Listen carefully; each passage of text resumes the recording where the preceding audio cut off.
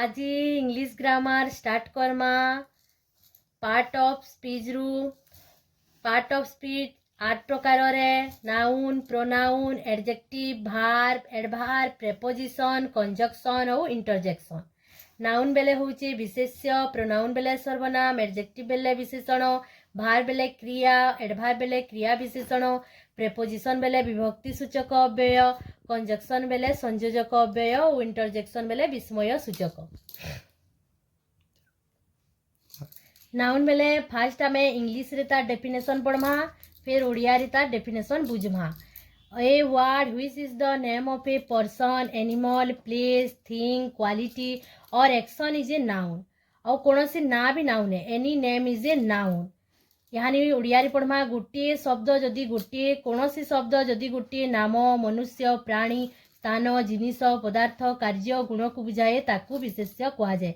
Noun बेले विशेष्य बेले जदि गोटे जिनिस के कैंसी जिनिस रो ना के बुझाला मनुष्य मान को बुझाला प्राणी मान को बुझाला कौन सी जगह के बुझाला जिनिस पतर के बुझाला पदार्थ बुझाला कौन से काम के भी बुझाला और किसी गुण के भी बुझाला बेले ताके हमें विशेष्य कहमा। जहाँ जहाँ देखुछ दुनिया रे सब गुटे गुटे विशेष्य है।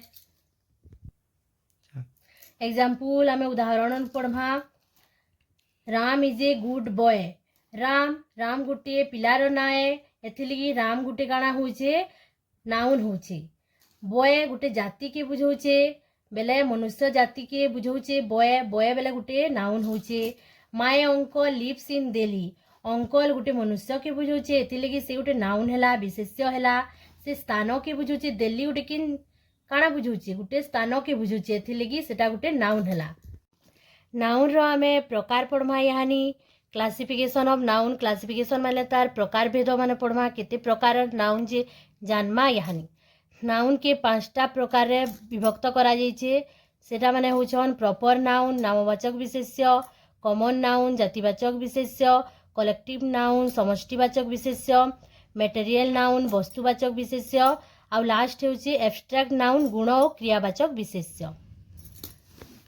प्रॉपर नाउन नु स्टार्ट करमा। प्रॉपर नाउन बेले नामवाचक विशेष्य जदि गोटे व्यक्ति स्थान देश महादेश सागर और महासागर ह्रद पहाड़ पर्वत नदी सप्ताहर दिन मास पर्व प्रभृतिर नाम सर्वदा काଣା हेसी गोटे प्रॉपर नाउन हेसी।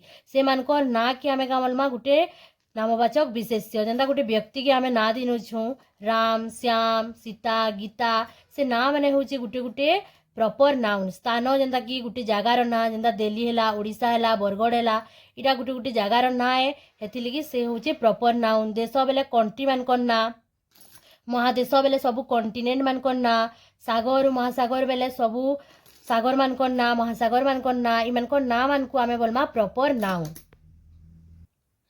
आउ गोटे जिनिस सबु बेले पिला माने मने रखबो जदि सेंटेंस रो आरंभ मझी किंबा शेष रे जे कोनोसी स्थान रे जदि प्रॉपर नाउन टा व्यवहार होछि बेले तार फर्स्ट लेटर सबु बेले कैपिटल लेटर हेसी। उदाहरण यानी आमे पढ़मा Bimla is my sister. Bimla गुटे झियर ना है सेथिलगी इटा होछि प्रॉपर नाउन नामवाचक विशेष्य। I live in Bhubaneswar Bhubaneswar गुटे जगार ना है सेथिलगी सेटा होछि गुटे प्रॉपर नाउन नामवाचक विशेष्य। He will come back in नवेम्बर नवेम्बर गोटे मासर ना है सेथिली सेटा होछि गोटे प्रॉपर नाउन। एंदा करिनु बहुते उदाहरण अच्छे तुम्हें देखि नेबो।